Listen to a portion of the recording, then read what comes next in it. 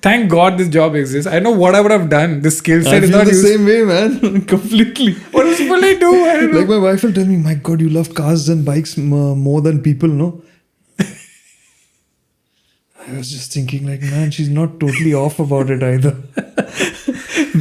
And she asked me why. And I was like, you know what? When was this? What point of the relationship? No. This happens even now. It's not at what point. It happens even now.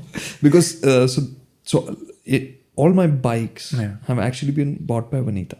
Okay. So she's like, because I will never, somehow I can't get myself to go and buy stuff for myself. Oh. So I'll always say, no, I'll buy it next year. It's okay, like that. But you're constantly talking about it. Yeah. So I love this. Or this is awesome. One day, they should have it and stuff like that. So my Impulse, she bought when it came out, and I had tested in it, and I loved it, and I was like, man, this is it. And this is when there was no off-road scene in India, right? And I also did my first off-road when I was testing the bike at Hero's test track. Between the actual tarmac strip, they had this section in between which was uncared for. Okay. It was just grassy. You couldn't see anything. I said, you're on an off-road bike, you must at least try it. And I was like, my God, this is amazing. This is like that superpower. Like, wow, what's happening? So I came back and I was like, man, this is awesome. And then we tested it and all of that. I said, this bike is killer.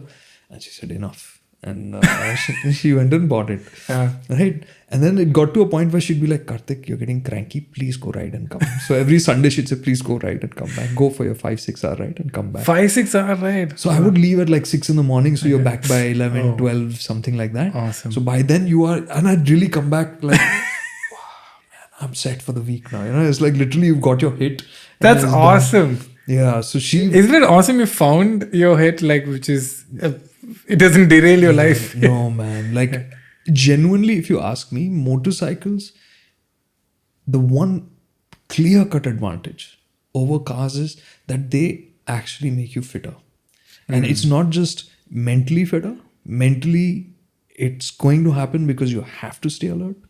You are actively engaged in the process of riding fully a motorcycle, right? Yeah. Your legs, your core, your back, your arms, everything is involved. But mentally and physically, you're using everything, right? So I have found myself when I'm not riding, you feel like dhila, you feel not good. And then when you get back to riding, and then you feel like immediately you're like better. That's amazing. You're just mentally you're in a better place. And yeah, I mean that really helps. It's amazing because it's the same thing with stand-up. Really? If you don't do stand-up for a while, oh wow, I really feel like this lost. Like my mind is lost. It's like there's no purpose.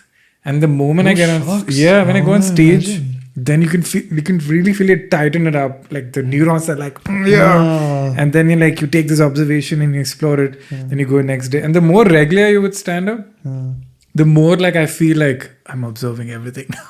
I could use this. It's literally like a muscle. It's like it's a muscle. It's so that's when you're saying that I was like it's my hit. It's like otherwise if I did not stand up, I'd have ate up Tracy's brain because I'd have been like, hey Tracy, have you noticed that? She's like, don't tell me. Just go on stage and do it. Like I come home and I'm quiet and I just want to listen now. And I love listening to Trace because Trace is also very funny. But because I have stand-up as an outlet, I've become such a good listener because I'm just like, I have done my hit. Now I'm absorbing. Nice. So thank God we found. Hey, what an interesting parallel.